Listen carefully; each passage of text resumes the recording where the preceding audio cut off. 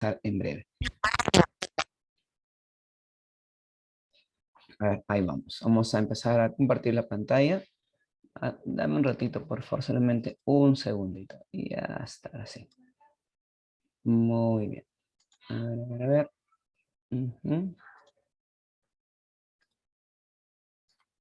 Muy bien. A ver. Listo. Bueno, pues una vez más, muy comprometidos y a la vez pues agradecidos con la confianza que ustedes depositan en nuestra academia para poder prepararse y seguir pues adquiriendo conocimientos y herramientas importantes para nuestro examen de admisión, o que también te pueda servir como herramienta de información para tu nivel escolar si aún estás en el cole. ¿Ok? Vamos a comenzar. Hoy día nos toca trabajar el tema de respiración celular. Y quiero que ustedes entiendan algo muy importante.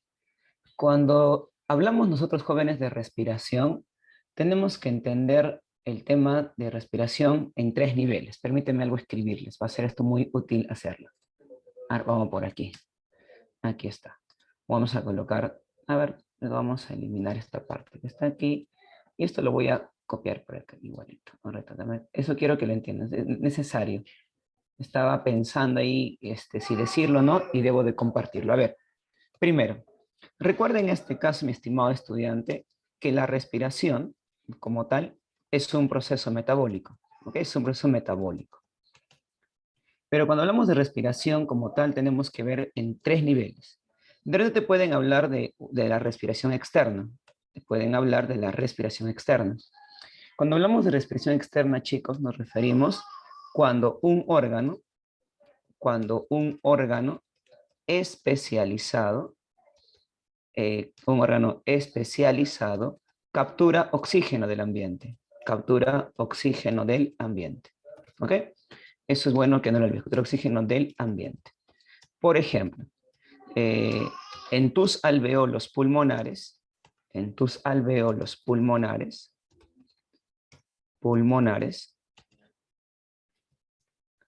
o sería así mejor, entre tus alveolos pulmonares y tus capilares sanguíneos se da el intercambio gaseoso. Y cuando hablamos de intercambio gaseoso, pues hablamos de intercambiar oxígeno por CO2. Entonces, ese es un tipo de evento cuando hablamos de respiración externa. ¿Okay? Nuevamente, escúchame. Cuando hablamos de respiración externa es cuando un órgano especializado, como el caso de los pulmones, se encarga de fijar el oxígeno para entregarlo a nuestra sangre. Por ejemplo, si tú fueras de repente, por ejemplo, tú fueras un insecto, de repente esto ocurriría pues a nivel de tus tráqueas. Por ejemplo, si tú fueras de repente un pez, esto ocurriría a nivel de las branquias. Entonces, respiración externa. Pero cuando hablamos en este caso de respiración interna, también se le llama así, interna o tisular. ¿A qué se refiere esto? Esto ocurre cuando tu célula recibe el oxígeno, en tu caso, como eres mamífero, proveniente de tu sangre, proveniente de la sangre. Y tu célula libera CO2 a la sangre, CO2 a la sangre. Si das cuenta, acá también va a haber un intercambio gaseoso, pero ya no es entre tus alveolos pulmonares y los capilares sanguíneos, sino ahora este intercambio es entre tus células, en este caso, entre tus células y la sangre. Entonces, es un caso muy particular, ¿eh? Entonces, ahí sería en este caso entre las células y la sangre. Ahí está, lo voy a apuntar de esa manera. Libera CO2 a la sangre. Y el otro tipo de respiración que hoy vamos a trabajar se llama respiración celular. Respiración celular. ¿Y qué significa esto? Es cuando tu célula usa moléculas orgánicas como la glucosa, además de oxígeno, ese oxígeno que ingresaba a las células para, poner en mayúscula, además de oxígeno para generar mucha energía. Y recuerda que esa energía se llama ATP. Entonces, algo muy importante, tú tienes que tener en cuenta estos tres ítems, sí o sí. Entonces, cuando hables de respiración, tú tienes que darte cuenta a qué nivel no están hablando de respiración. ¿Se están refiriendo a nivel celular? ¿Se están refiriendo a la respiración externa que ocurre en un órgano especializado como las hojas o los pulmones, las tráqueas o las branquias? ¿O se refiere a la respiración interna tisular? En el curso de biología, estimados estudiantes, en el curso de biología, netamente hablamos de la respiración celular, pero cuando hablamos a nivel de anatomía, solemos hablar de respiración externa y también la interna. Entonces, esto, por favor, ten en cuenta para los futuros temas en este caso o explicaciones del capítulo. Entonces, vamos a mencionar rápidamente una vez más esta información. Recuerda, cuando hablamos de respiración externa, hacemos alusión cuando un órgano especializado va a capturar oxígeno del ambiente para entregarlo al fluido, quien lo llevará a las células o de repente a algún tejido que lo requiera. Un ejemplo clásico es cuando tus pulmones capturan el oxígeno a nivel de tus alvéolos para intercambiarlos con los capilares sanguíneos. Los alvéolos le dan a tus capilares oxígeno y tus capilares CO2 a los alvéolos. Ese oxígeno que está viajando por la sangre, obviamente tiene que llegar a tus células. Entonces, cuando ese oxígeno llega a las células, eso ya no se llama en este caso respiración externa, sino se llama respiración tisular o interna. Y cuando el oxígeno dentro de tus células es usada juntamente con la glucosa para formar mucha energía, eso ya se llama respiración celular. Hoy día nos toca hablar esto que está aquí, la respiración celular. Ahí lo voy a guardar para que cuando se te comparte el PPT, tú puedas leerlo y tener en cuenta la información. Disculpen, ¿tendrán alguna duda hasta ahí? ¿Quedó claro las diferencias de la respiración? ¿Me puedes colocar ahí el número 30, haciendo alusión al día en que nos encontramos? Pones en el chat el número 30, por favor, si tú me estás entendiendo lo que estoy diciendo. A ver, a ver, a ver. Muy bien, entonces está quedando claro. Si no, dime en el chat, profe, un repeticuá, por favor, un repasito, porque no me queda claro. Ahí está. Entonces, no olvidemos, genial, esos son las respiraciones en los tres niveles. ¿Ok? No olvidemos. Ahí está. A ver, un momentito. Vamos ahora sí entonces a explicar sobre esto. Un reto, por favor, ¿ya?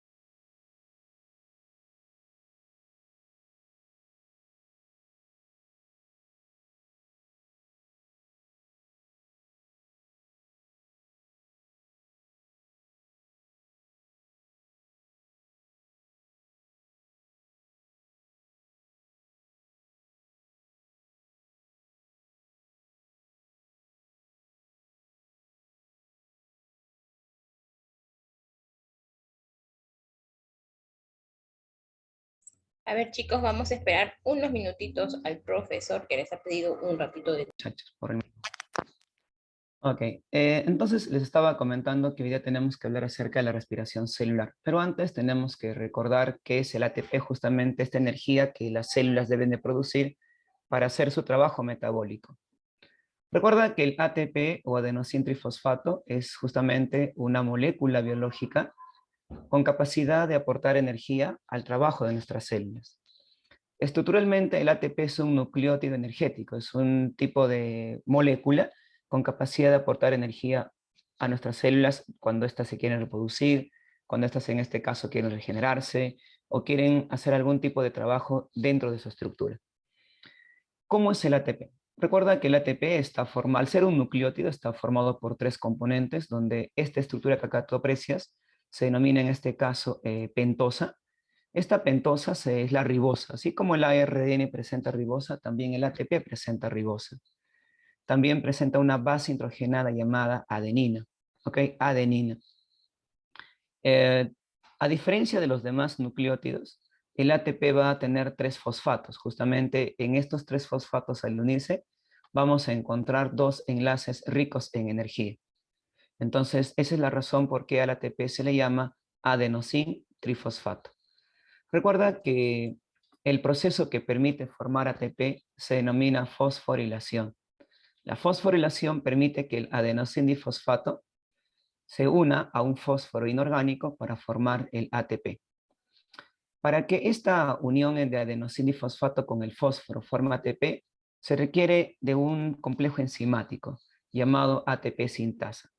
Entonces, dentro de la mitocondria, que es el lugar donde se forma ATP en nuestras células, en los mesosomas, en una célula procariota, o inclusive en cloroplastos, en las células vegetales, existe este complejo enzimático llamado ATP sintasa. Entonces, si te preguntan cuál es la función del complejo ATP sintasa o del ATP sintasa, es permitir la formación de ATP. Recuerda que ese evento, insisto, se llama fosforilación. Y esto obviamente, como te comenté, puede ocurrir tanto en la fotosíntesis como en la respiración celular. Un punto aparte, no olvides que el ATP se forma en la fotosíntesis para que en este evento se fabrique la glucosa. Pero si el ATP se produce en la respiración celular, es para el uso celular, para el consumo metabólico. Pero para que ocurra la respiración celular y se pueda formar energía, se requiere gran cantidad de electrones. Eso es importante que hoy tengas en cuenta. Para producir gran cantidad de ATP se requiere gran cantidad de electrones. O sea, la energía química va a permitir formar energía biológica llamada ATP. Pero para que estos electrones sean usados en la producción ATP, se necesita que alguien transporte dichos electrones.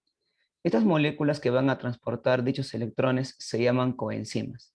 Entonces las coenzimas, como el NAT, la nicotinamida, adenina dinucleótido oxidado, o la flavinadenina dinucleótido oxidado, son coenzimas que también son nucleótidos encargados de transportar electrones. Y estos electrones van a permitir después ser usados en la formación del ATP. Algo muy importante. Aquí tú estás viendo que este NAT está recibiendo electrones, o que este FAT también está recibiendo electrones. Cuando el NAT recibe electrones, significa que está reduciéndose. Y cuando una molécula se reduce, gana electrones. Entonces, el NAT oxidado pasa a ser NAT reducido, o NADH2, o NADH. Cuando el FAT oxidado se reduce, se va a formar el FAT reducido, o llamado también FADH, o FADH2. Entonces, estas moléculas están reducidas, porque antes oxidadas ganaron electrones.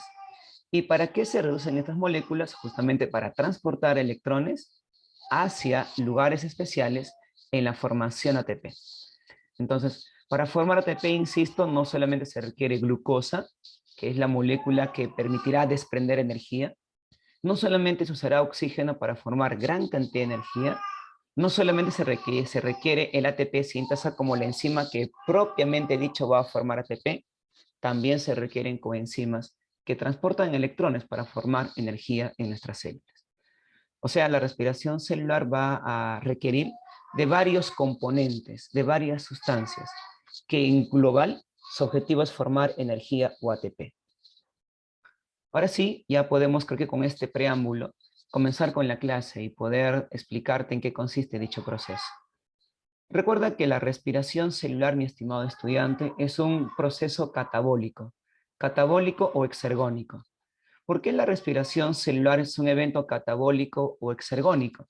Porque voy a colocar aquí, catabólico o exergónico. ¿Por qué se denomina de esa manera? Porque recuerda, este proceso va a permitir liberar energía a partir de la degradación de moléculas. Justamente en la respiración celular se van a degradar moléculas orgánicas como la glucosa. ¿Sabes? Se puede obtener energía tanto de lípidos, de proteínas, bueno, de aminoácidos, de ácidos grasos, como también de monosacáridos. Pero entre todas las moléculas que están disponibles para darnos energía, la que se usa más, la que es la top en aportarte energía, es la glucosa. Así que no olvides que la glucosa es considerada la principal fuente de energía celular. Pero no olvides que también hay otras moléculas, pero ella es la que siempre nos suele aportar energía, o casi siempre. Ya comenté en el PPT inicial de la introducción que el objetivo de la respiración celular, ¿cuál es? Formar energía para nuestro metabolismo celular.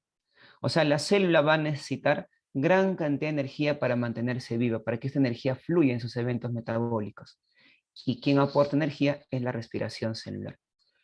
Si decimos que la respiración celular aporta energía para que nuestras células se mantengan vivas, entonces la pregunta es sencilla.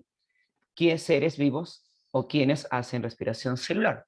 Pues la respuesta es todos. Así sea el ser vivo autótrofo, heterótrofo, mixótrofo, procariota, eucariota, unicelular, pluricelular, animal, planta, alga, hongo, protozoario, bacteria, cualquier ser vivo en sus células tiene que hacer respiración celular. Si nosotros hablamos de células a nivel de evolución, procariota, eucariota, vamos a ver dónde ocurren dichos procesos. Si me preguntan dónde ocurre la respiración celular en una célula procariota y eucariota, la primera etapa del proceso ocurre siempre en el citosol o citoplasma. Repito, si nosotros hablamos dónde ocurre la respiración celular a nivel de célula procariota y eucariota, no olvides, el primer paso siempre ocurre en el citosol o citoplasma. San Marcos suele llamarle citosol, por ejemplo, Villarreal suele usar la palabra citoplasma. Ese primer proceso que permite la degradación de la glucosa, jóvenes, se llama glucólisis o vía de Embden-Meyerhof. Glucólisis o vía de Embden-Meyerhof.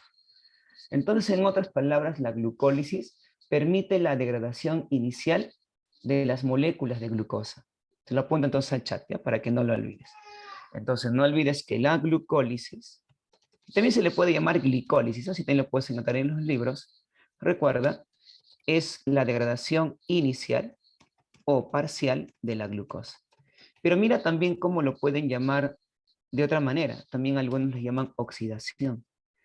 Profe, usted ha dicho hace un momento que cuando una molécula se oxida, pierde electrones. Y cuando una molécula se reduce, gana electrones. Entonces eso está diciendo que cuando la glucosa se degrada, está perdiendo electrones. Así es. O sea, cuando hablamos que la glucosa es la principal fuente de energía celular, no es que yo rompa la glucosa y como sorpresa, como una caja de sorpresas, de la glucosa salga ATP, no. Lo que se desprende de la glucosa es electrones. Y estos electrones van a permitir la formación de ATP. ¿Ok? Eso tenlo en cuenta, por favor. O las moléculas que se obtienen a partir de la glucosa por glucólisis, al desprender electrones, podrán también formar ATP con esta energía química. Entonces, no olvidar que la glucólisis se considera como la degradación, oxidación o en este caso inicial o parcial de la glucosa. ¿Y dónde ocurre esa glucólisis? Recuerda, ocurre a nivel del citosol o citoplasma. Cuando ocurre, jóvenes, la glucólisis o la vía de Embden-Meyerhof, van a formarse dos ATPs netos. Dos ATPs netos. Luego te explicaré por qué se llaman netos. Pero cuando la glucosa, jóvenes, se degrada parcialmente en la glucólisis, aún van a generarse moléculas con gran cantidad de carbonos. Entonces, estas moléculas pueden seguirse degradando y así que vamos a ingresar a una fase respiratoria propiamente dicha, que en el caso de la célula procariota sigue ocurriendo en el citosol y también en el mesosoma. Pero a nivel de la célula eucariota, esto netamente ocurre en la mitocondria. Si nosotros en este caso miramos, ahora vamos a buscar por aquí, miramos la estructura de la mitocondria, vamos a poner aquí mitocondria. Es bueno que eso lo recordemos. Vamos a ver aquí mitocondria. A ver. Vamos con calma. Ahí está cargando ahí la imagen. Ya, aquí está. Fíjate en esta imagen. Esta es una mitocondria. La mitocondria, jóvenes, presenta dos membranas. Una externa y una interna. La membrana interna de la mitocondria va a formar crestas, va a formar invaginaciones. Y dentro de las crestas mitocondriales vamos a encontrar una región líquida llamada matriz o mitosol. Entonces, estas dos regiones llamadas matriz o mitosol y las crestas son regiones muy importantes en la respiración celular en la mitocondria.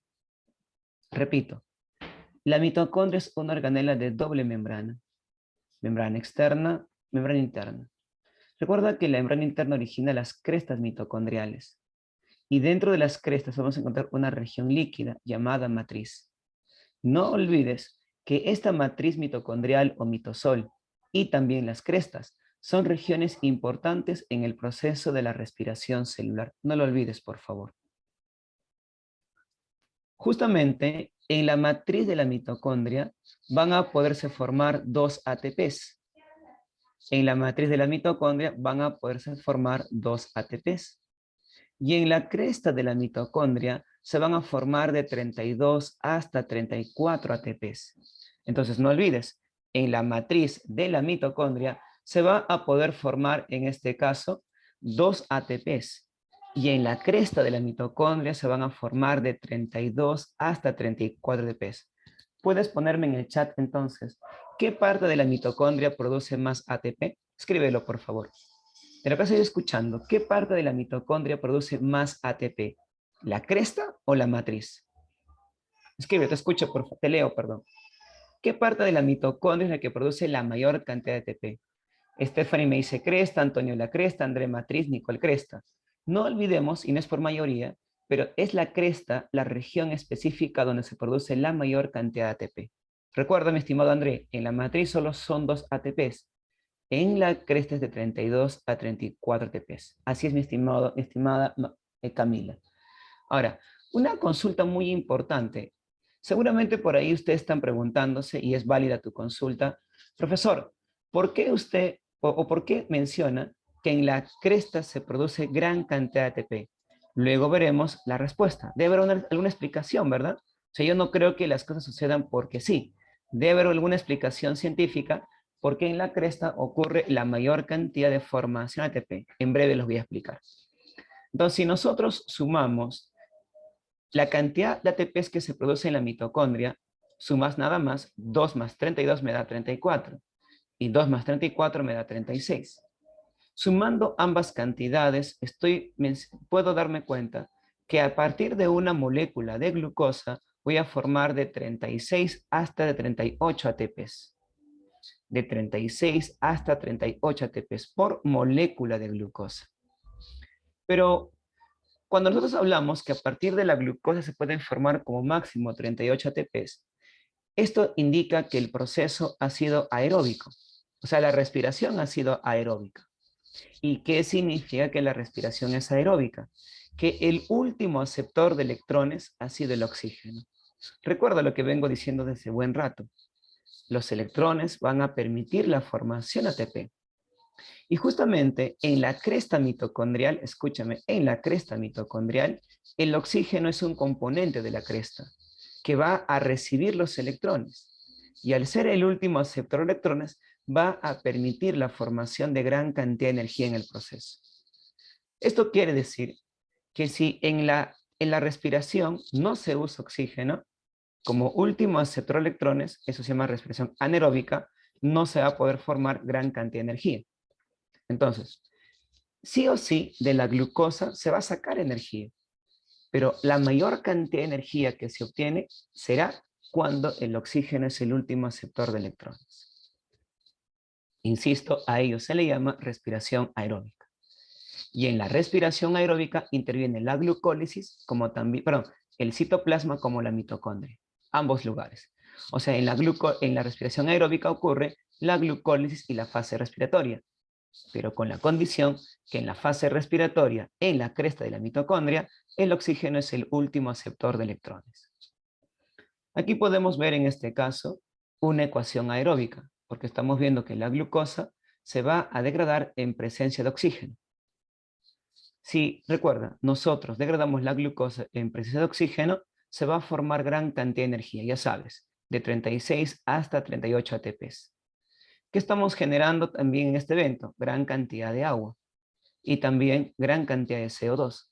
O sea que la respiración celular, campeones, no solamente forma energía, también genera agua, pero es agua metabólica, agua que no es útil, y también el CO2 o dióxido de carbono.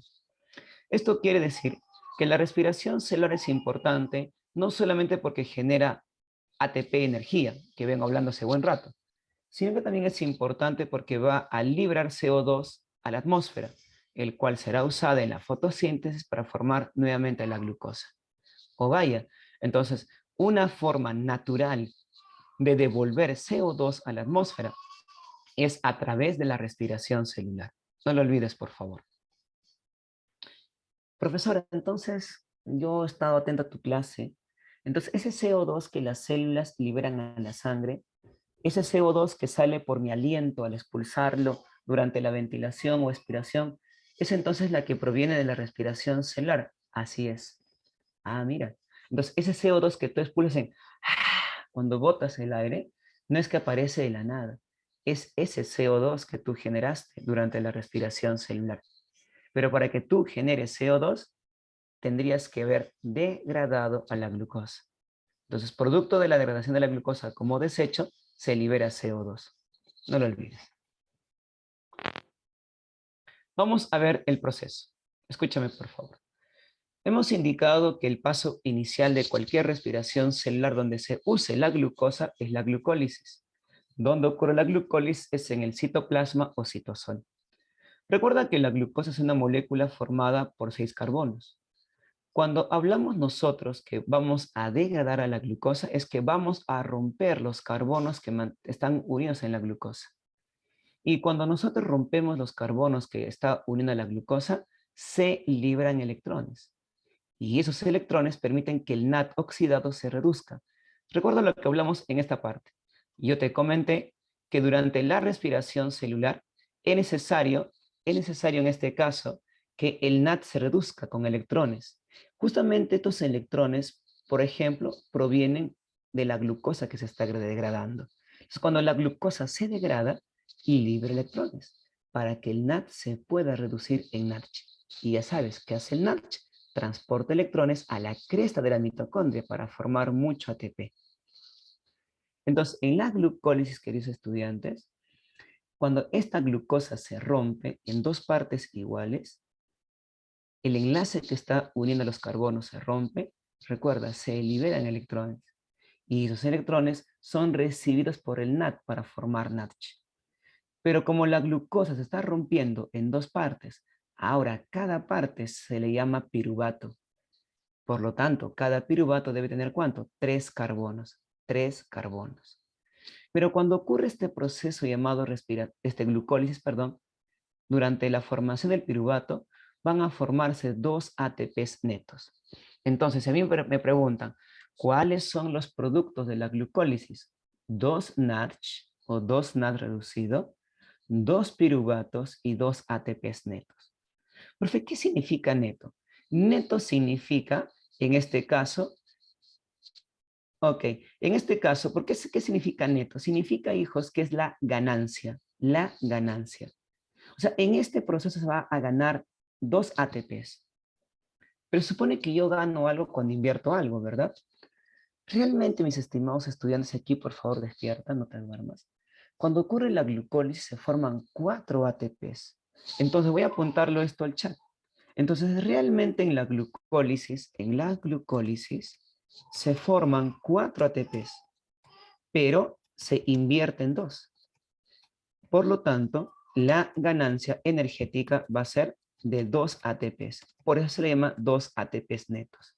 Entonces no olvides, en la glucólisis se generan 4 ATPs, pero como se invierten 2 en todo el proceso, la ganancia neta son 2 ATPs. No te asustes, pero te voy a mostrar el proceso. Así que tranquilo, cógete por favor muy fuerte ahí de tu silla. Aquí tenemos las reacciones de la glucólisis. La glucólisis, hijos, tiene 10 etapas. Hoy día no te vengo a explicarte las 10 etapas, que eso no te va a preguntar ni San Marcos ni Villarreal, ni menos Agraria. Cayetano sí suele preguntar en admisión. En este caso, recuerda que cuando la glucosa se degrada inicialmente, fíjate, acá se gasta un ATP y acá otro ATP. Ahí está, acá es la inversión de dos ATPs. Pero cuando vamos a formar piruvatos, acá se forma, ¿ve? 1, 2, 3 y 4, ¿eh? Se forman 4 ATPs. Pero como hemos gastado 2, recuerda que la ganancia neta son ¿cuánto? 2 ATPs.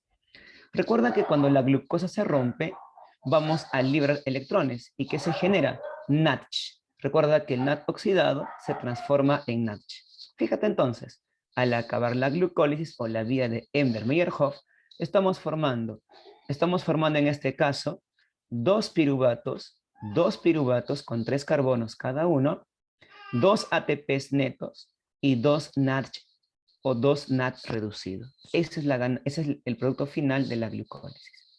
Pero ojo, ojito, ojo. El piruvato aún tiene carbonos unidos en su estructura. Así que este piruvato, que aún tiene 3 carbonos en su estructura, tiene que seguirse degradando. ¿Y a dónde ingresa? A la matriz de la mitocondria. Cuando el piruvato ingresa a la matriz de la mitocondria, ocurre un proceso llamado descarboxilación del piruvato o formación del acetil. ¿Qué le sucede al piruvato? Un carbono del piruvato se desprende y ese carbono se libera como CO2. Pero como están entrando dos piruvatos a la matriz, se van a generar dos CO2. Y esta molécula de dos carbonos que queda unida se llama acetilcoenzima A.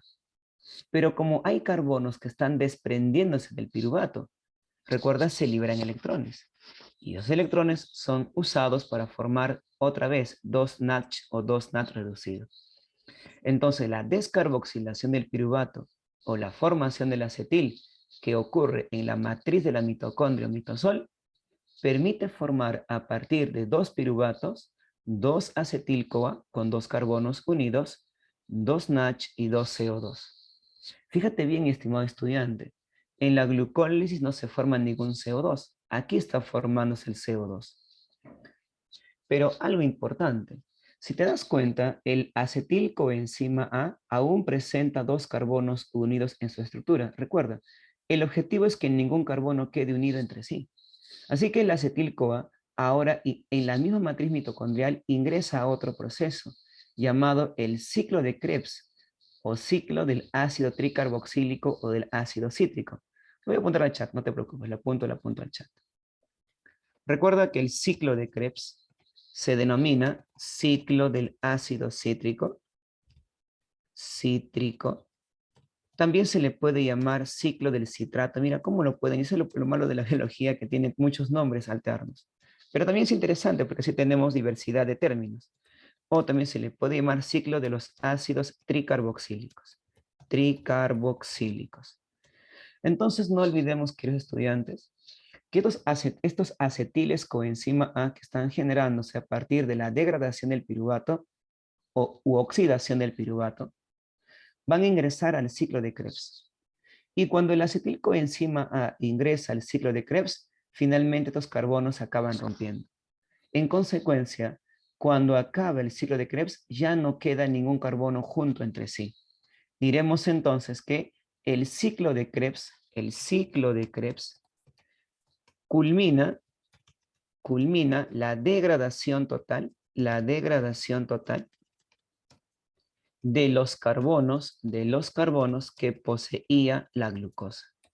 Recuerda, la degradación inicial de la glucosa ocurría en la glucólisis, más la degradación total ocurre en el ciclo de Krebs.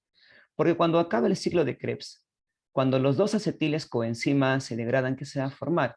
Se van a formar 6 NADH, porque recuerda, se está perdiendo electrones. Se van a formar 2 FADH, van a formarse 2 GTPs o ATPs y 4 CO2, porque los carbonos rotos salen liberados al medio. Como tú te das cuenta aquí, ya no hay ninguna molécula cuyos carbonos estén juntos, porque este ciclo de Krebs ha culminado la degradación de todos los carbonos que antes la glucosa poseía. ¿Ok? No lo olvides. La pregunta es, ¿para qué me sirve el ciclo de Krebs? ¿Para degradar los carbonos de la glucosa? Sí, pero realmente el ciclo de Krebs sirve para formar gran cantidad de moléculas reducidas, ricas en electrones, para que dichos electrones, mis estimados estudiantes, sean usados en la formación de ATP. Estos electrones que se forman en la descarboxilación del piruvato y en el ciclo de Krebs van a ser liberados ¿a dónde? A la cresta mitocondrial. Repito, esos electrones que el NADH y el FADH contienen en su interior van a ser ahora liberados ¿a dónde? A la cresta. Porque hace buen rato tú me has dicho que en la cresta ocurre la formación de mucho ATP. Miremos este lado. Dice la teoría que si nosotros, bueno, si el NADH, perdón, se oxida y libera sus electrones a la cresta, a partir de los electrones del NADH van a poderse formar 3 ATPs. Cuando el FADH se oxida y sus electrones salen liberados, van a formarse hasta 2 ATPs. Ya, entonces, la oxidación de estas coenzimas va a permitirse que en la cresta se forme muchísimo ATP. Y fíjate, ve, acá hay varios NADH, hay varios FADH. Entonces, repito, estas coenzimas reducidas enviarán sus electrones a la cresta para poder formar mucho ATP. Y ese proceso que permite formar mucho ATP se llama fosforilación oxidativa. Fosforilación oxidativa. Algunos también le llaman cadena respiratoria. Por ejemplo, si tú postulas en este caso San Marcos, estos nombres lo usan como si fuera lo mismo. Es válido. Si tú postulas a Villarreal, estos nombres son diferentes, porque el profe de Villarreal dice que la cadena respiratoria permite el transporte de electrones para que mediante la fosforilación oxidativa se forme ATP. O sea, Villarreal considera que este evento favorece este proceso, lo cual es correcto. De hecho, San Marcos menciona que ambos eventos son lo mismo. También es válido, porque al final el proceso, todo el proceso en sí se llama fosforilación oxidativa como tal. Entonces, no olvidemos que en la fosforilación oxidativa va a haber un transporte de electrones a través de una cadena respiratoria. Esta cadena respiratoria va a generar una gradiente de protones. Y esta gradiente de protones permitirá que el ATP sintasa, recuerda lo que hablé al inicio, en la cresta mitocondrial se pueda formar mucho ATP. ¿Recuerda cuántos? De 32 a 34 ATPs. Algo muy importante. Hace un momento, muchachos, hace un momento quedaba una pregunta libre. En el citoplasma se forman 2 ATPs netos. En el ciclo de Krebs, en la matriz, perdón, ahorita, por favor. En la matriz de la mitocondria se forman 2 ATPs. Y en la cresta se forman de 32 a 34 ATPs. Quedaba una pregunta libre que era más o menos así. ¿Qué tiene la cresta que puede formar tantísimo ATP? Aquí está la respuesta, hijos. ¿Por qué se produce gran cantidad de energía en la cresta mitocondrial? Porque la cresta de la mitocondria presenta una cadena transportadora de electrones que justamente permiten la cadena respiratoria. Recuerda que esta cadena transportadora de electrones va a permitir generar una gradiente de protones. Y esa gradiente de protones va a permitir formar muchísimo ATP. Entonces, repito, la cresta mitocondrial presenta una cadena transportadora de electrones que genera una gradiente de protones. Y esta gradiente de protones permite formar muchísimo ATP. Entonces, si un día la matriz conversa con su hermana, la cresta, ambas recuerdas son de la mitocondria, y la matriz le dice a la cresta, oye cresta, yo degrado a todos los carbonos de la glucosa. Yo formo gran cantidad de coenzimas reducidas, pero yo formo poquito ATP a comparación tuya. ¿Qué tienes tú que no tenga yo? La cresta le dirá, pues easy, lo que yo tengo y tú no tienes es una cadena que transporta electrones. Y eso a mí me permite generar una gradiente de protones y formar muchísimo ATP a nivel celular. Si hasta acá consideras que ha quedado claro el proceso, por favor, puedes colocarme en el chat, por favor, cresta mitocondrial, para que no lo olvides. Pon en el chat, por favor, la palabra cresta mitocondrial. Entonces, si hay alguna duda, por favor, pregúntame. Es tu momento, por favor. A ver, si hasta aquí las cosas están quedando claras, entendibles, por favor, ponme en el chat cresta mitocondrial.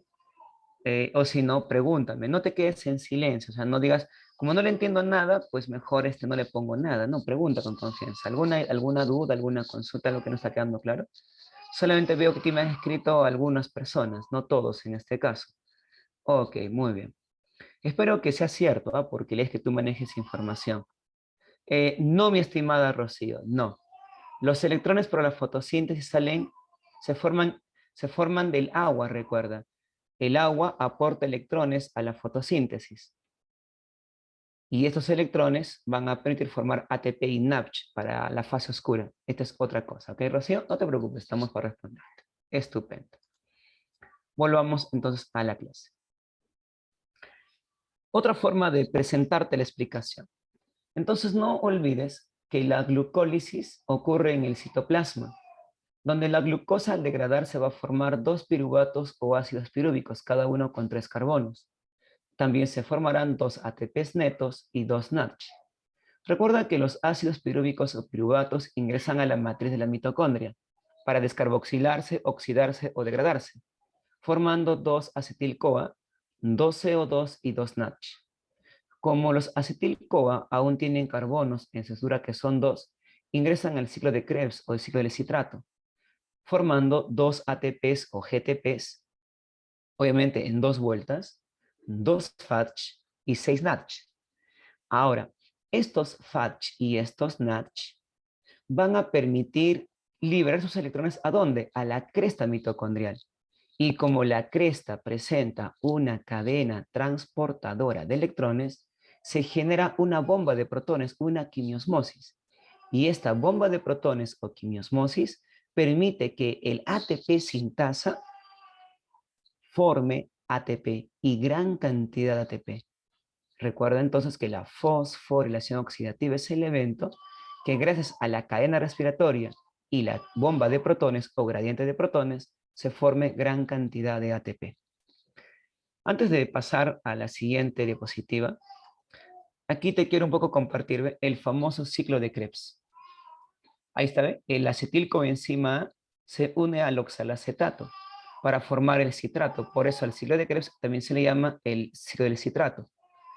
Para que esto se siga degradando, se forma el cisaconitato, el isocitrato, el alfa-cetoglutarato, succinilcoenzima A, succinato, fumarato, malato y otra vuelta oxalacetato y el evento se inicia nuevamente.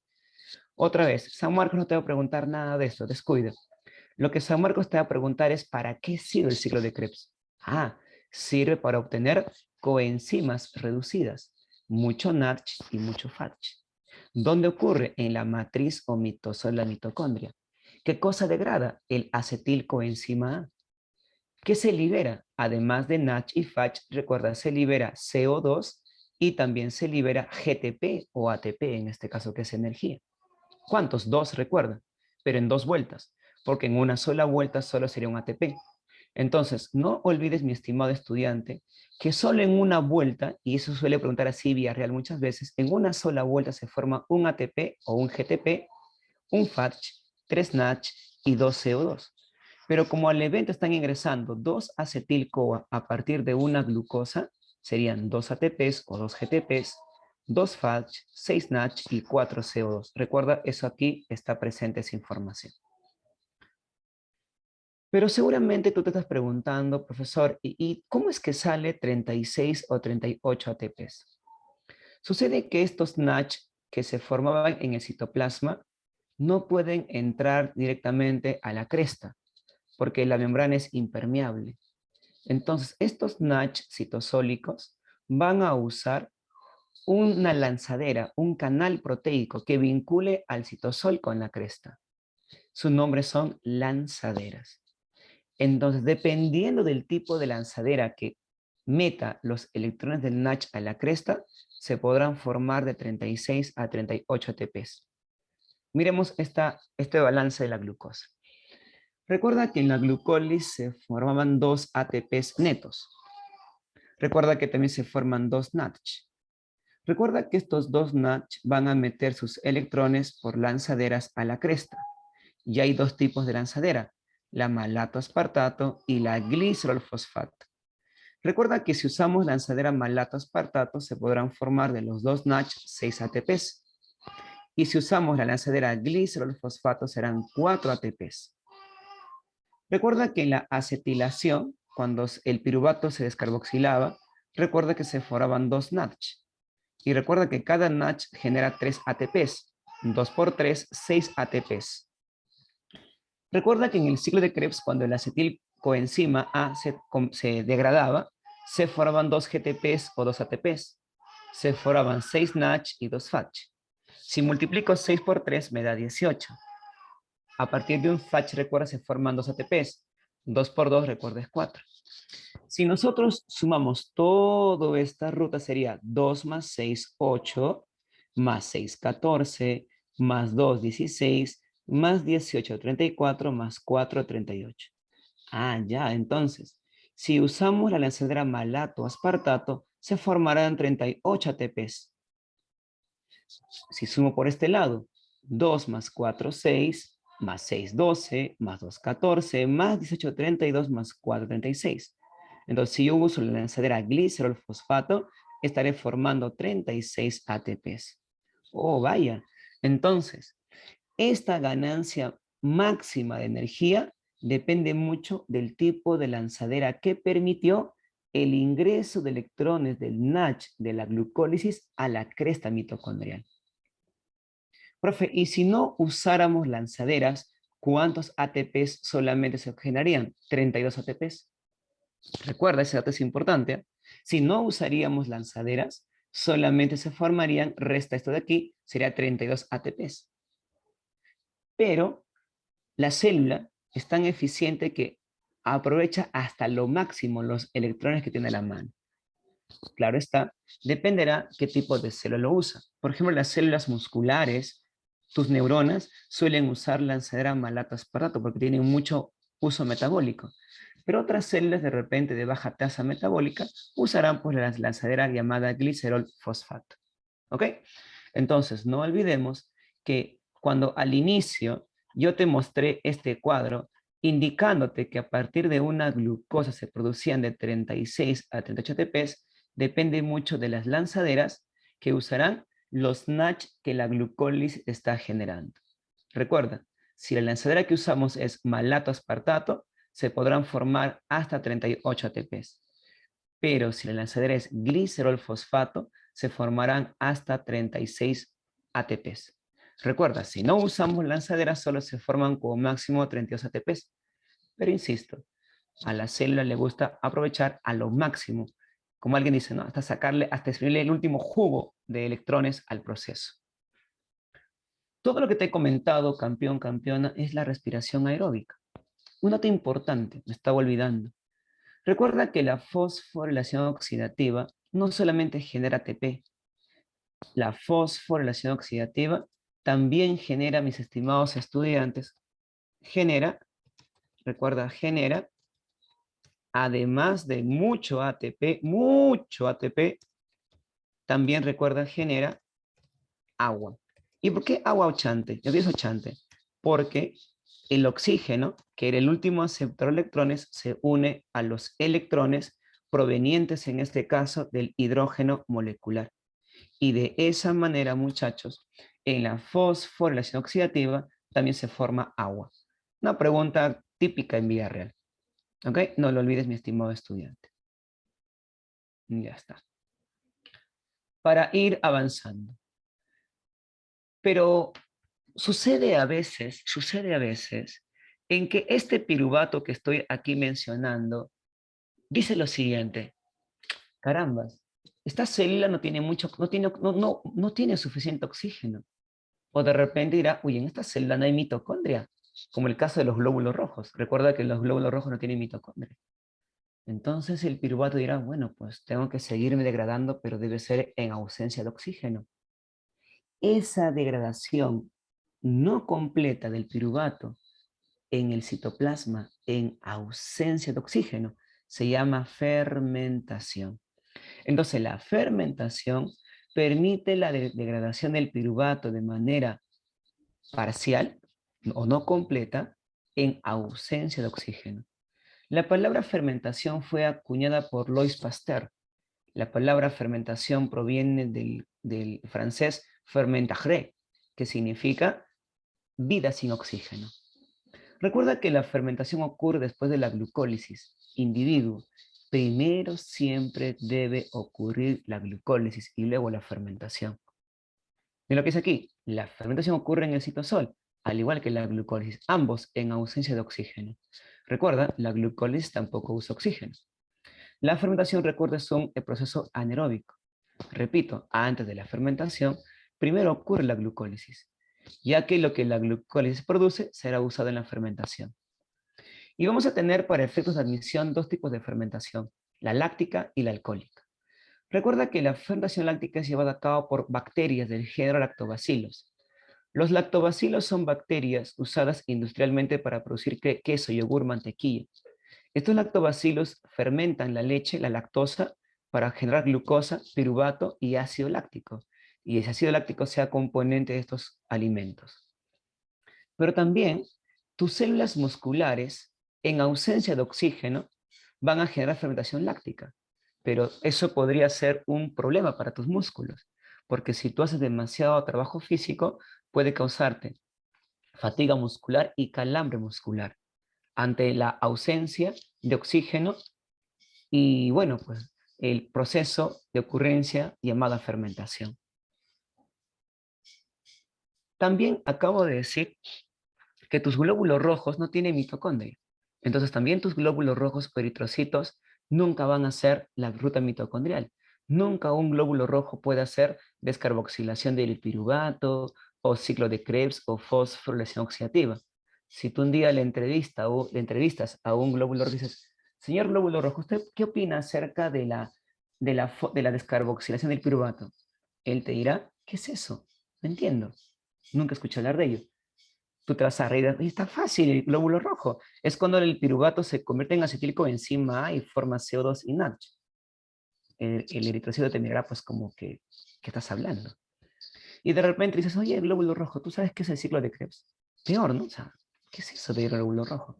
Y tú le dirás, pues es fácil, glóbulo rojo. Es cuando el acetilcoenzima A se degrada formando 6 NADH, 2 FADH, 4 CO2 y 2 ATPs. El glóbulo rojo te mirará y dirá, bueno, no sé de qué estás hablando. Y para sellarla, como tú eres cargoso, le dirás a tu glóbulo rojo, oye, glóbulo rojo, ¿qué cosa es la fosforilación oxidativa? Pues tu glóbulo rojo más preocupado dirá, chispas, ¿qué está hablando? Hablando en lenguas este individuo. Tú dirás, es easy, glóbulo rojo. Es cuando el NADH y el FADH aportan electrones a la cresta mitocondrial para poder formar gran cantidad de ATP. Y el glóbulo rojo te dirá, oye individuo, me estás timando, ¿que acaso no te enseñaron que yo no tenía mitocondria? Entonces, al no tener mitocondria, jamás en mi estructura ocurre la ruta mitocondrial. Nunca en mi estructura sabré qué cosa es descarboxilación, ciclo de Krebs y fosforilación oxidativa. En mi estructura solamente ocurre glucólisis y fermentación láctica. ¿Ok? Si hay alguna consulta, pregunten, por favor. No olvides entonces que la acumulación del ácido láctico o lactato puede causar fatiga y calambre muscular. ¿En qué consiste el proceso? Consiste en que el piruvato se reduce por acción del NADH. Y cuando el NADH reduce al piruvato, se forma ácido láctico y se forma también NAD oxidado. Para que este NAD oxidado nuevamente se convierta en NADH en la glucólisis. El otro tipo de fermentación es la alcohólica. Recuerda que la fermentación alcohólica es llevada a cabo comúnmente por levaduras del género Saccharomyces. Ojo, no es cualquier tipo de levadura. Estos hongos unicelulares que van a llevar a cabo la fermentación láctica son del género Saccharomyces, porque también hay levaduras que pueden causarte inclusive el pie de atleta u otras enfermedades causadas por hongos. Entonces, no olvides que las levaduras que hacen la fermentación alcohólica son las Saccharomyces. ¿Qué ocurre en este proceso? Recuerda que el piruvato se descarboxila, se degrada inicialmente formando acetaldehído y CO2. El acetaldehído, hijos, tiene 2 carbonos. Y como tiene 2 carbonos, este acetaldehído va a reducirse. ¿Y en qué se reduce el llamado acetaldehído por acción del NADH? Se va a transformar en alcohol etílico o etanol, además de CO2. Entonces, no olvides, mi estimado estudiante, que el producto final de la fermentación alcohólica es el alcohol etílico etanol, el alcohol comestible, que está en la cerveza, en este caso, en la sidra, en la chicha de jora, en el masato, en bebidas alcohólicas, y también se libera CO2. Estos son dos productos muy importantes de la fermentación alcohólica. Claro está, también el NAT oxidado, porque el NAT en este caso, al oxidarse, va a generar NAT oxidado. Esta fermentación alcohólica también en este caso va a permitir las levaduras que son usadas en la fermentación alcohólica también son usadas en la industria panificadora. Cuando los panaderos agregan levadura al pan, lo que sucede es que esta levadura por el calor se va a hinchar y se va a reventar. Y cuando la levadura se revienta, libera CO2. Y ese CO2 es lo que hace que el pan se hinche. Entonces, esa levadura Saccharomyces sometida a gran cantidad de calor incrementa su metabolismo fermentativo y libera CO2. Y al explotar, el CO2, va a permitir que el pan en este caso se pueda hinchar. ¿Ok? No lo olvides. Quería comentarte algo, datos adicionales. Por la década de los 50, una pareja de esposos, los Cori, descubrieron un proceso, el llamado ciclo de Cori. El ciclo de Cori. ¿En qué consiste el llamado ciclo de Cori? En palabras sencillas, el ciclo de Cori permite que el ácido láctico, que esté en exceso en el músculo, viaje por el ácido láctico del músculo, viaje por la sangre al hígado. Y el hígado forme nuevas glucosas a partir justamente del ácido láctico, para que nuevamente estas glucosas vayan al músculo y el músculo por glucólisis genere energía o ATP. Ah, mira, entonces el ciclo de Cori, jóvenes, es un proceso muy eficiente que permite reutilizar ese ácido láctico que puede ser dañino para tu músculo, permitiendo formar nuevas glucosas, cosa que la glucosa nuevamente vuelva al músculo y por glucólisis forme ATP. ¿Sabes? Este proceso es muy usado por las personas que practican los 100 metros planos. Las personas llamadas velocistas les hace muy largo hacer la ruta mitocondrial. Así que para ellos es más fácil hacer el ciclo de Cori. Entonces, es verdad que el lactato en exceso nos va a causar fatiga y calambre. Pero antes que eso ocurra, el ciclo de Cori permite reutilizar ese ácido láctico y formar glucosa y formar ATP. Será por eso que los esposos Cori recibieron el Nobel de Medicina por explicar este proceso. Este evento es un proceso de gluconeogénesis. ¿Por qué gluconeogénesis? Porque va a permitir formar nuevas glucosas. Entonces, la gluconeogénesis es parte del ciclo de Cori que permite formar nuevas glucosas. Y el último dato, ya para acabar mi tarde teórica y hacer nuestra separata. Chicas, ustedes, señoritas, ¿hay chicas en el aula? Ahora pueden poner aquí estoy. I'm here. ¿Hay chicas o no en el aula? Estoy infestado solamente de XYs, nada más en el aula. Ahí está, chicas. Ustedes, mis estimadas estudiantes, tienen en su canal vaginal gran cantidad de lactobacilos, muchos lactobacilos, millones de lactobacilos. Profe, ¿qué? Usted ha dicho que los lactobacilos son usados para producir el queso, que en mi canal vaginal se va a producir queso. No, no, no, no. En tu canal vaginal se va a producir ácido láctico. Y ese ácido láctico que se produce en tu canal vaginal, querido estudiante, te sirve como un mecanismo de defensa contra bacterias u hongos causantes de ITS. Ah, ya. Entonces, esas bacterias llamadas lactobacilos que habitan tu vagina son justamente las encargadas de darle el pH ácido a tu vagina. Muchas veces has escuchado tú que tu vagina tiene pH ácido. Y es ácido gracias a los lactobacilos que producen ácido láctico, brindándote protección. Pero por ahí, cuando una señorita, en este caso bastante, voy a llamarle, a ver, por su nombre real, ¿cómo es esta palabra? Se me fue el nombre.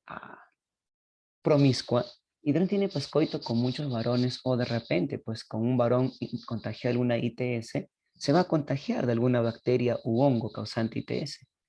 Y cuantas bacterias o virus u hongos entran a su canal vaginal, arrasan con los lactobacilos.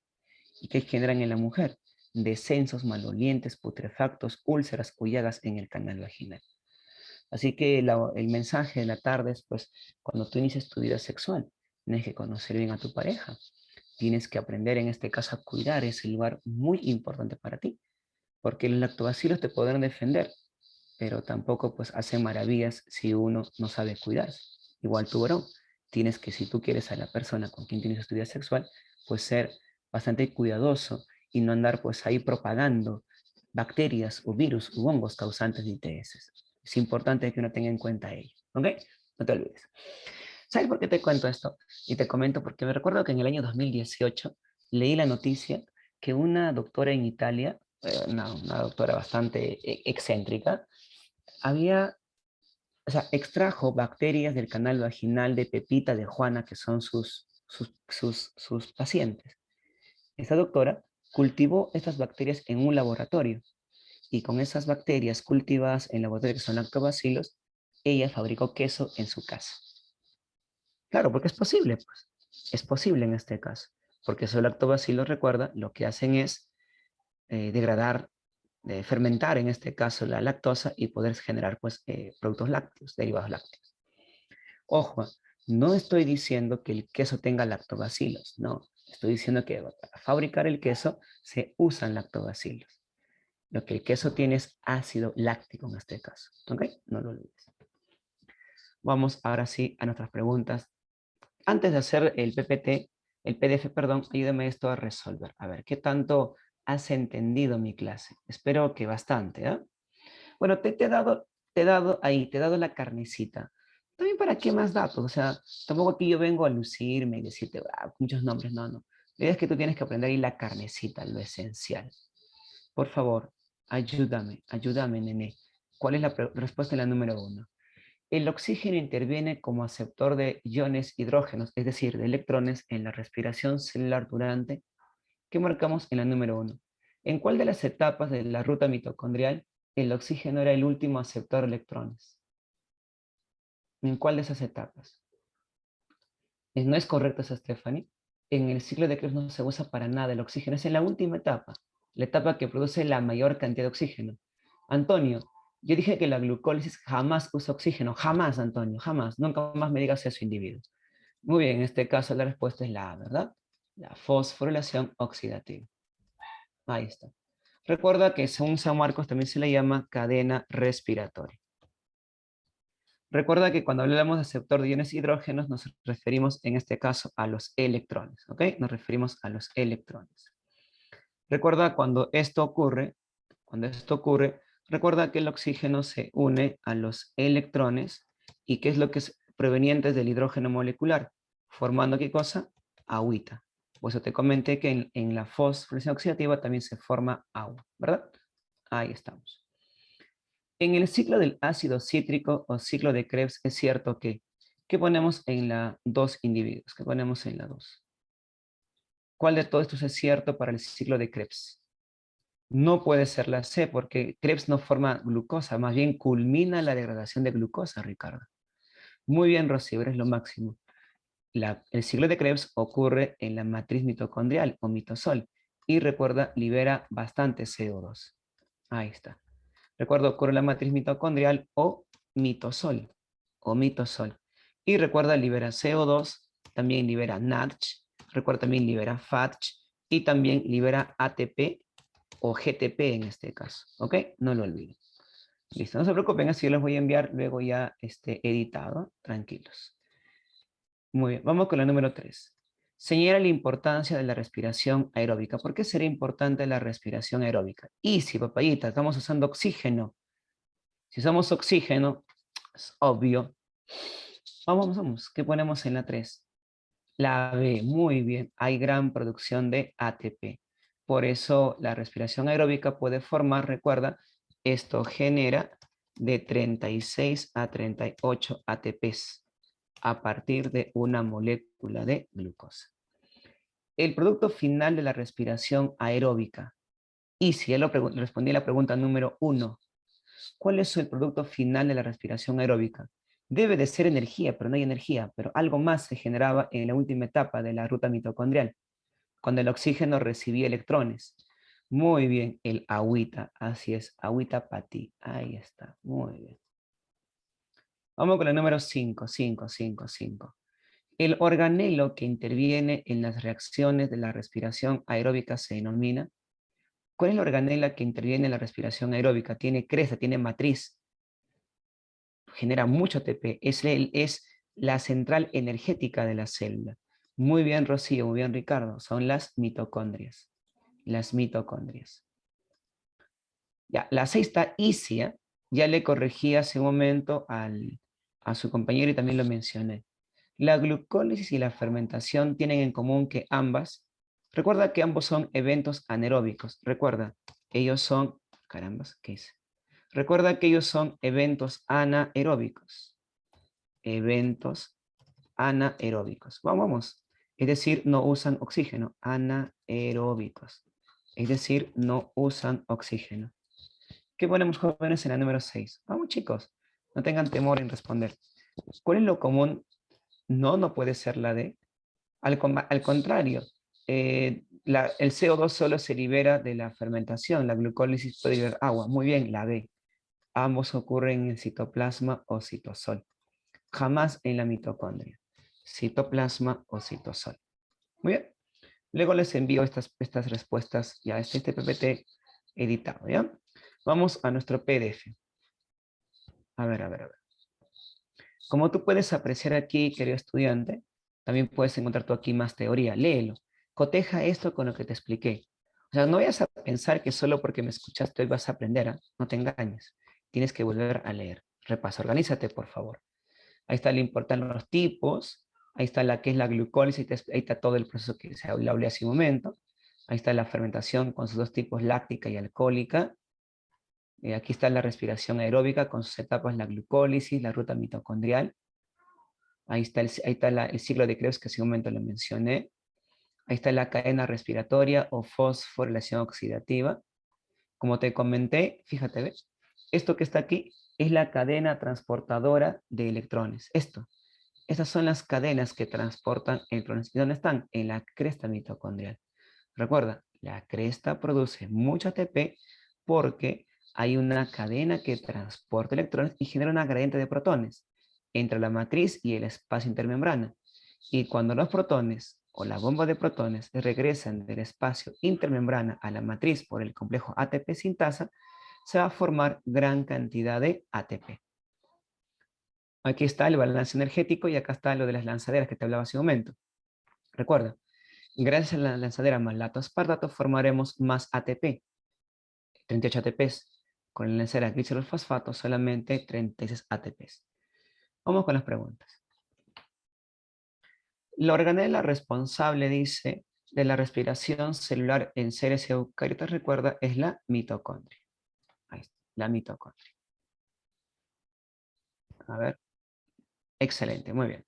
Dice, la respiración celular lo realizan, yo lo dije hace un momento, y tal cual lo expliqué en clase, como que si hubiera hecho estas preguntas. ¿En la 2 qué ponemos? No es la D, no es la D, Rocío. Imposible que sea la D. La B, muy bien. Todos los seres vivos. ¿Y cuál es su objetivo? Formar, recuerda, carambas. Recuerda, el objetivo es formar ATP. Ahí está, formar ATP. La glucólisis se lleva a cabo, recuerda, en el citoplasma o citosol. ¿Y qué es lo que se va a elaborar? Piruvatos o ácidos pirúvicos. Cuidado, ¿eh? Por ahí seguramente alguien quería marcar la C, pero en la glucólisis no se forma NAPCH, se forma NADH. NADH, no es NAPCH, NAPCH es fotosíntesis. En la respiración aeróbica, el aceptor final de electrones, recuerda, es el oxígeno, para luego generar el agua. La organela responsable de la respiración celular en las plantas y o animales, recuerda, se llama mitocondria. ¿Y qué presenta la mitocondria? Recuerda, una matriz y una cresta para poder en ella llevar a cabo dichos eventos. Pregunta 6. ¿Cuáles de los siguientes componentes de la cadena transportadora de electrones son moléculas que contienen hierro, los llamados citocromos? No solamente jóvenes, existe hierro en la hemoglobina o la mioglobina o la ferritina. También los citocromos son proteínas que transportan electrones durante el metabolismo celular. Acá un dato importante, San Marcos preguntas alguna vez. La coenzima Q, chicos, la coenzima Q es un lípido. ¿Por qué no puedo escribir? Ahí acá está.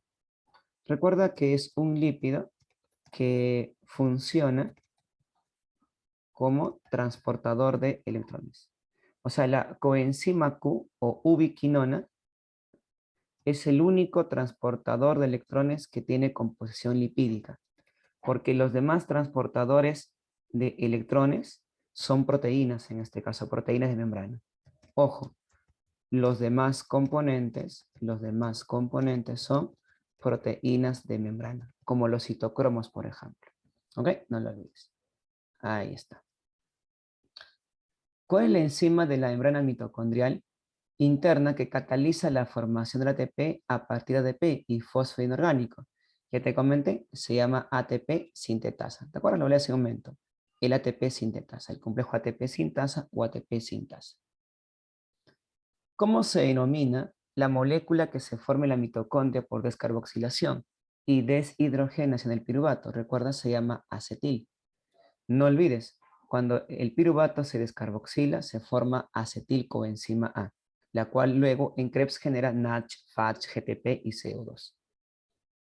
La degradación de la glucosa hasta ácido pirúvico piruvato es un evento anaeróbico. Fíjate ese dato, ¿eh? La glucólisis siempre es anaeróbico. Con un rendimiento neto de ¿cuánto? ¿Qué pongo aquí? ¿4 o 2? ¿Qué pongo en la 9? ¿4 o 2? 2, ¿verdad? Solamente 2 ATPs. ¿Cómo se denomina el proceso que se lleva a cabo en las levaduras cuando no hay suficiente oxígeno? Ojo, levaduras. Que ponemos en la 10, dice levaduras. Muy bien, la llamada fermentación alcohólica, que recuerda genera alcohol etílico, CO2 y NAT oxidado. Ahora vamos con el nivel intermedio. La mayor producción de ATP, está easy esto. La mayor producción de ATP en la respiración celular en la fase aeróbica proviene. ¿Cuál de estas etapas genera la mayor cantidad de ATP? Recuerda, ocurría en la cresta mitocondrial, porque ahí hay una cadena que transporta electrones. Muy bien, este filo máximo, la fosforilación oxidativa, o recuerda llamada también cadena respiratoria. Con respecto a la respiración celular, marque lo correcto. La lanzadera glicerol fosfato genera 38 ATPs por cada glucosa. Falso, falso. Es la malata aspartato. Eso también es falso. Claro. Eso también recuerda, es falso. El eritrocito genera 2 ATPs por cada glucosa. Esto es lo correcto. Porque recuerda que el glóbulo rojo jamás va a formar más de 2 ATPs netos. ¿Por qué? Recuerda que el glóbulo rojo no tiene mitocondria. Recuerda que el glóbulo rojo solo hace glucólisis y fermentación. ¿Por qué la D es falso, profe? Porque la mitocondria no hay en procariotas. Recuerda que en la célula procariota la estructura que forma mucho ATP es el mesosoma. Mesosoma esa célula procariota como mitocondria esa célula eucariota. Y la fermentación pues es un proceso anaeróbico, no es aeróbico. 13. ¿Cómo se denomina la etapa de la respiración celular en la que se produce agua y ATP? Recuerda, es la última, la fosforilación oxidativa o cadena respiratoria. ¿Cuántos ATP se pueden obtener en la célula si la glucosa se metaboliza mediante lanzadera malato-aspartato y lanzadera glicerol-fosfato? ¿Qué marcamos ahí? ¿Qué marcamos? Recuerda que ma generaba más, más, y gli un poco menos. Vamos chicos, ¿qué ponemos en la 14? Vamos, el tiempo nos gana. La E, claro. 38 y 36 ATPs respectivamente. Recuerda, la lanzadera malato-aspartato permite que los electrones del NADH de la glucólisis ingresen a la cresta. porque de frente no pueden entrar, porque, insisto, la membrana de la mitocondria es impermeable. El FATH, ¿cuántos ATPs permitía formar el FATH? Recuerda que el NADH generaba 3 ATPs y el FATH, ¿cuánto era el FATH? No, el NADH es 3. 2 nada más, ¿verdad? 2 ATPs, así es. Recuerda, 3 es el NADH, FATH son 2. ¿Cuántos CO2, NADH y FATH respectivamente se fueron por cada acetil? Ojo, dice por cada acetil. Recuerda, por los 2 acetiles, voy a apuntar aquí para mandarlos a todos.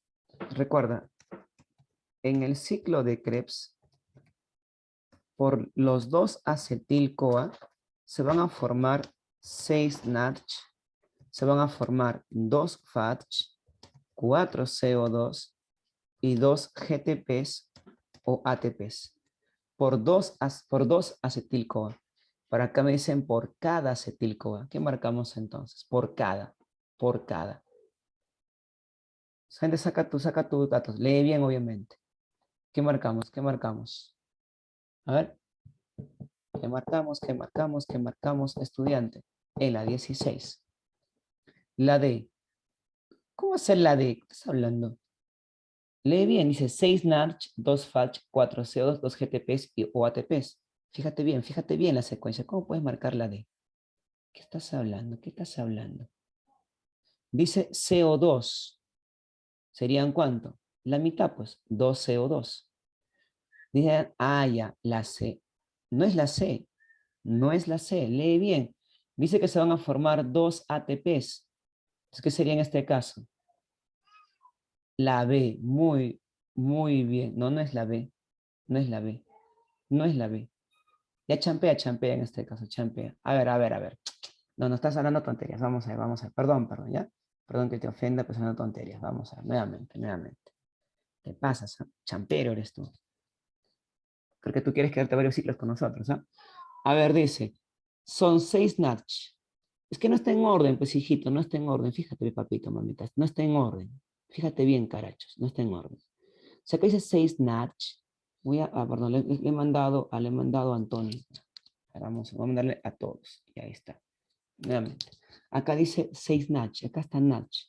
¿Lo sería cuánto? La mitad, 3. Serían 3 NADH. Dice 2 FATH. Aquí está FATH. Sería 1. 3, 1. Acá dice en este caso, serían, dice aquí CO2. ¿Cuántos CO2 son 4? La mitad son 2. Sería 2, 3, 1. 2, 3, 1. ¿Cuántos GTPs? Sería en este caso 2 GTPs. Pero acá me dice que son por una vuelta, sería solamente 1, ¿verdad? Ahora sí, pues la clave es la E. Ya no me están champeando. Es verdad que algunos se habían puesto la E, pero por favor, fíjate bien la lectura, por favor, hijito, ¿ya? No te preocupes. La regeneración del NAT oxidado ocurre en la fermentación. Uy, carambas. Recuerda que esto ocurre en la fermentación. Fíjate aquí lo que hace un momento hemos hablado. A ver. ¿Qué pasa? A ver. Fíjate aquí, ¿ve? Fíjate aquí. Recuerda, cuando ocurre la fermentación, el NADH reducido se oxida, formando NAT. Entonces, la fermentación permite la regeneración de NAT oxidado para que nuevamente se reduzca y se forme NADH en la glucólisis. Una pregunta muy buena. Entonces, la fermentación está permitiendo la regeneración del NAT para que luego se reduzca, recuerda, en la glucólisis. ¿Cómo se denomina el proceso metabólico anaeróbico que se lleva a cabo en las células musculares en situaciones de hipoxia? O sea, en falta de oxígeno. No puedes marcar ciclo de Cori, porque el ciclo de Cori lo que hace es reutilizar el ácido láctico y formar nuevas glucosas. Aquí me están hablando cómo se denomina el evento metabólico anaeróbico, cuando al músculo le falta oxígeno. Simplemente ahí la respuesta, ¿cuál sería, chicos? ¿Cuál sería? Easy, papayita. No, ¿cómo será alcohólica? No es alcohólica, Sebastián. Quizás en tu caso, de tanto alcohol que uno pueda beber, tu músculo está alcoholizado, pero no es imposible. Sería fermentación láctica, ¿ok? No es alcohólica. Pues si te hubieran preguntado, ¿qué proceso permite reutilizar el ácido láctico causante de calambres en el músculo para que en el hígado se formen nuevas glucosas? Ese es el ciclo de Cori, que hace un momento lo comenté. Muy bien. Entonces, el día de hoy, jóvenes, hemos hablado acerca de cómo la glucosa de manera progresiva va a irse degradando, cuyo objetivo es formar ATP. El evento no es sencillo. Primero se degrada en la glucólisis, lo que queda de la glucólisis se sigue degradando en la mitocondria, formando luego el acetilcoenzima. Hablo del piruvato, el piruvato se convierte en acetil-CoA. Y luego recuerda que el acetil-CoA genera electrones. Y la pregunta es, ¿para qué se genera gran cantidad de electrones? Para poder formar muchísimo ATP en la cresta mitocondrial. Pero recuerda, en la cresta mitocondrial se formará mucho ATP porque el oxígeno es el último aceptor de electrones. Y en paralelo a ello, en la cresta hay una cadena que está transportando electrones. ¿Ok? Mas si esto no ocurre, seguramente solamente hablaremos de respiración anaeróbica, glucólisis más fermentación, donde obviamente la cantidad de ATP que se genera es bastante mínima. ¿Cuánto? Como máximo solamente 2 ATPs, no más. Bueno, hijos, ha sido un placer trabajar con ustedes. Gracias por la comprensión de que hubo un pequeño percance. Y pues estuve ahí ausente unos minutos. Pero bueno, hemos podido culminar la información. Y pues nos encontramos en la siguiente clase. Bienvenidos a aquellos que nos acompañan esta semana y pues hayan podido aprender algo más del maravilloso mundo de la biología. ¿Ok? En breve les mando el material para que ustedes puedan repasarlo, estudiarlo. Nos estamos viendo pues hasta la siguiente semana. Cuídense muchísimo. Muy buenas tardes. Muchas gracias, mi Mercedes. Nos estamos viendo la siguiente semana.